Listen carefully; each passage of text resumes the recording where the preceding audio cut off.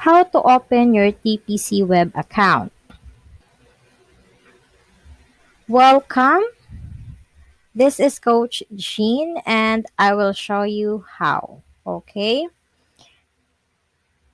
Next po is reminder. Okay, this is a quick reminder lang po, no? Na if you receive this, ito pong message from TPC na inyong password sa inyong account, wag na wag niyo po itong iwawala. Especially, ito pong 16-digit code na marireceive niyo po once nag-open na po kayo ng inyong web account. Okay po? Dahil itong 16-digit code ay one-time code lang po ito. Okay? So, hindi na po tayo makakahingi ulit. Okay po? So, itago nyo lang po ito para sa future use. Okay? Are you ready? Try. If you are ready, then let's start. Po natin gagawin is pumunta po tayo kay Google Chrome. Ayan, then type po natin ang ttcph.com. Ito po. Okay, then ito po ang lalabas. So, dito sa mobile, type nyo po ang inyong dealer number or yung naka-register kay TPC. Okay po? Then, yung password po ninyo. Then, click nyo po ang I'm not a robot. Kung meron pong lalabas na captcha, follow nyo lang po kung ano po yung hinihingi. Then, click nyo lang po itong login. Okay po? Once na-click nyo na po yung login, meron pong mag-message sa inyo ng 16-digit code. So, one-time code lang po yon, kaya wag nyo po yung iwawala. Okay po? Once na-click nyo na yung login at na-receive na kayong 16-digit code, dito po kayo mapupunta sa time-based authentication. Okay po? Next step po na gagawin natin is pumunta po tayo sa Play Store. Ayan. Then, search po natin ang Google Authenticator. Ito po. Okay. Then, kung hindi pa po kayo nakapag-install, install po ang nakalagay dito. Ayan. So, once na-install nyo na po, click lang po natin itong open. Okay po. So, ayun. Dahil hindi na po ako makapag-record due to security po ng app, just follow this step na lang po. So, pag na-open nyo na po yung app ng Authenticator, click nyo lang po yung Get Started. Next is Continue as your account.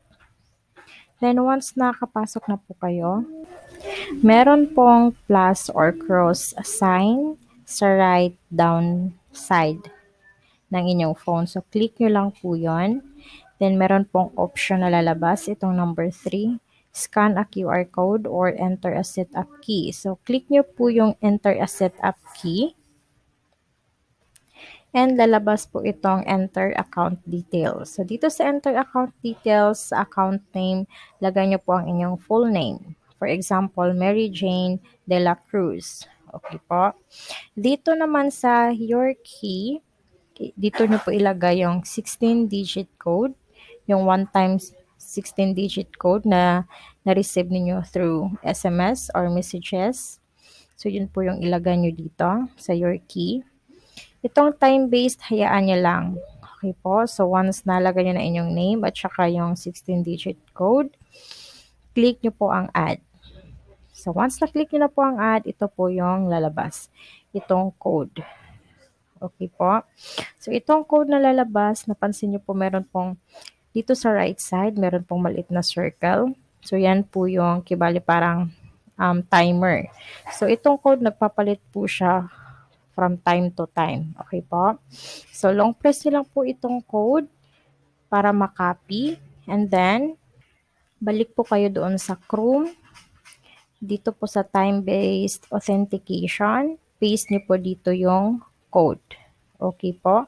Once na-paste nyo na dyan, click nyo yung verify. So, pagka-click nyo doon sa verify, automatic nakalagin na po kayo. And ito na po ang inyong dashboard or TPC web account. Itong number 7. Okay po. Just a quick information lang po dito po sa account summary. Meron po ditong name, mobile, and email. Itong LC is ito po yung load wallet ninyo kung magkano. So makikita nyo din po dyan. Okay po? Next is yung C-Fund. Yung C-Fund is yun po yung income na pag umabot po siya ng 100 plus, automatic po siya matatransfer sa inyong e-fund. So, yung e-fund po, yan po yung pwede nyong i-encash anytime. Okay po? Next is yung credit. Yung credit is yun po yung um, SIM activation na pwede nyo pong i-activate for reseller. Okay po? And the total commission. So, yun lamang po. Congratulations dahil nagawa po ninyo.